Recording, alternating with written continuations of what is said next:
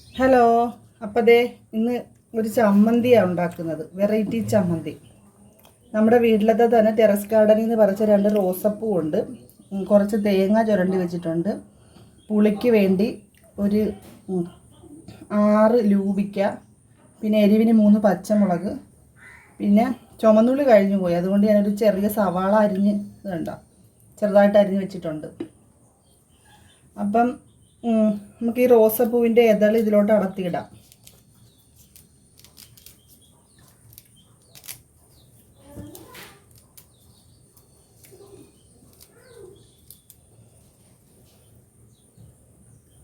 ഇഞ്ചി ചേർത്തിട്ടില്ല, കാരണം ഈ റോസ് ഫ്ലേവർ മതി നമുക്ക്, അതുകൊണ്ടാണ് ഇഞ്ചി ചേർക്കാത്തത്.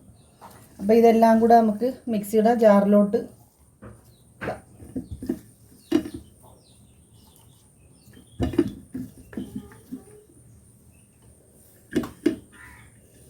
റോസ് ഫ്ലവർ വെച്ച് ചമ്മന്തി മാത്രമല്ല, നമുക്ക് ദോശയ്ക്കുള്ള ചട്നിയും ആക്കാം കേട്ടോ, നല്ല ടേസ്റ്റാണ്. അതൊരിക്കൽ ആക്കി കാണിച്ചു തരാം.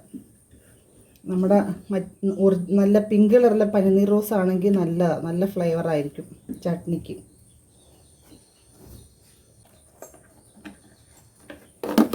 പിന്നെ മെയിൻ ഇൻഗ്രീഡിയൻറ്റ്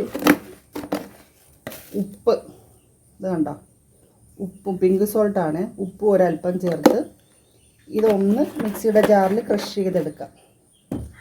അപ്പോൾ അതേ നമ്മുടെ ചമ്മന്തി റെഡി ആയിട്ടുണ്ട്. ഇതിപ്പോൾ ഞാൻ അരച്ചത് കുട്ടികളെ ലഞ്ച് ബോക്സിലേക്കാണ്. അപ്പോൾ നമുക്ക് ലഞ്ച് ബോക്സ് പാക്ക് ചെയ്യാം. അപ്പോൾ അതേ ലഞ്ച് ബോക്സ് പാക്ക് ചെയ്യുക. ഇത് കണ്ടോ, ഒരാൾക്ക് ചോറ്, പിന്നെ നമ്മുടെ തോരൻ പരിപ്പ്, തുമരപ്പരിപ്പ്, കൊഴുപ്പയില, പിന്നെ പയറിൻ്റെ ഇല, പച്ചച്ചീര, ഈ 3 ഇലകൾ ചേർത്തിട്ടുള്ള തോരനാണ്.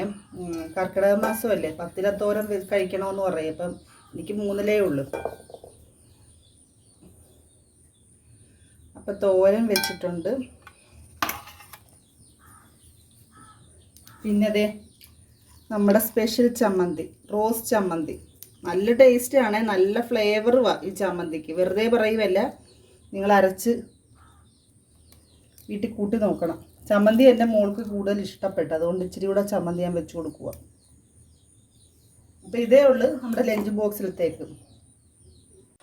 അടുത്ത ആളുടെ ലഞ്ച് ബോക്സിലത്തേക്ക് പൂരിയാണ്. രാവിലെ പൂരിയായിരുന്നു. അപ്പോൾ ആൾക്ക് ചോറിനോട് അത്ര താല്പര്യമില്ല, പൂരി മതി എന്ന് പറഞ്ഞു.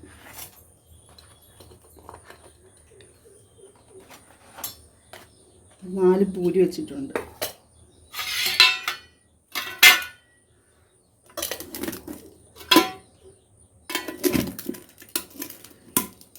അപ്പം കറിയായിട്ട് കൊടുത്തു വിടുന്നത് ഇച്ചിരി ബീഫും കിഴങ്ങും കൂടി വെച്ചതാണ്, റോസ്റ്റ് ചെയ്ത. അപ്പം ഇതാണ് കറിയായിട്ട് കൊടുത്തു വിടുന്നത്.